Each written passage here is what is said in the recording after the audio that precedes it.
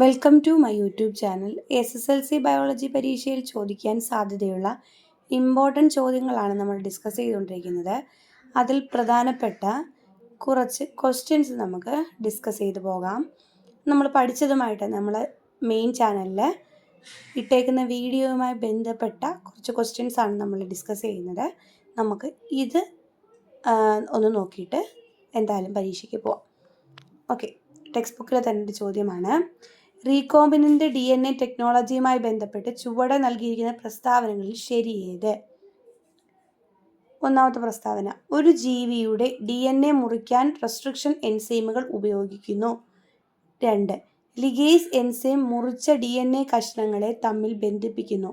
3, വാഹകർ സാധാരണയായി ബാക്ടീരിയയിലെ പ്ലാസ്മിഡുകൾ ആണ്. 4, ആതിഥേയ കോശത്തിൽ റീകോമ്പിനൻ്റ് DNA പ്രവേശിച്ചാൽ അത് സ്വന്തമായി പെരുകില്ല. ഇതിൽ ശരിയായവ കണ്ടെത്താനാണ് പറയുന്നത്. 1 മാർക്കിന് നമുക്ക് ഈ ചോദ്യം പ്രതീക്ഷിക്കാം. അപ്പോൾ ഒന്ന് നോക്കിക്കേ, ഇതിലെന്താണ് നിങ്ങൾക്ക് ശരിയായതെന്ന് തോന്നുന്നത്? ഒരു ജീവിയുടെ DNA മുറിക്കാൻ റെസ്ട്രിക്ഷൻ എൻഡോന്യൂക്ലിയസ് എന്ന എൻസൈമാണ് ഉപയോഗിക്കുന്നത്. ശരിയാണ്.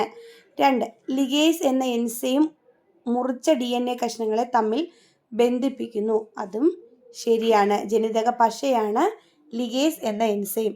അതുപോലെ 3, വാഹകർ സാധാരണയായി ബാക്ടീരിയയിലെ പ്ലാസ്മിഡുകളാണ്. അപ്പോൾ 1, 2, 3 എന്നിവ മാത്രമാണ് ശരി. ഇതാണ് അതിൻ്റെ ആൻസർ. ഇത് എഴുതുമ്പോൾ നിങ്ങൾക്ക് 1 മാർക്ക് കിട്ടും. രണ്ടാമത്തെ 1 വേർഡിൻ്റെ ചോദ്യം.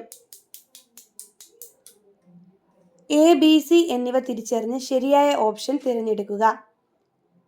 2 അതിലധികമോ വ്യത്യസ്ത ജീവികളിൽ നിന്നുള്ള DNA ഭാഗങ്ങൾ ഒന്നിച്ചു ചേർക്കുന്ന സാങ്കേതിക വിദ്യയുടെ പേരെഴുതാനാണ് പറയുന്നത്.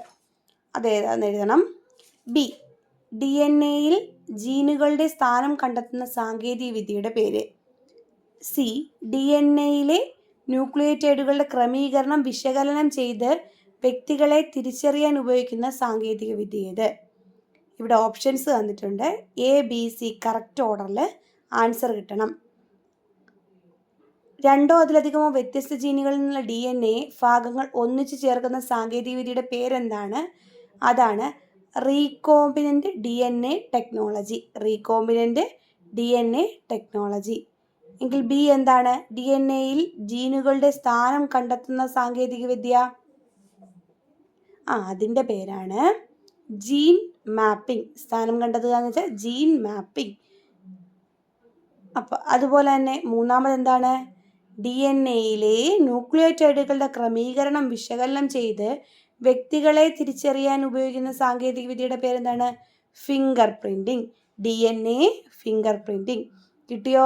2 അതിലധികമോ വ്യത്യസ്ത ജീവികളിൽ നിന്നുള്ള DNA ഭാഗങ്ങൾ ഒന്നിച്ചു ചേർക്കുന്ന സാങ്കേതിക വിദ്യ റീകോമ്പിനൻ്റ് DNA ടെക്നോളജി.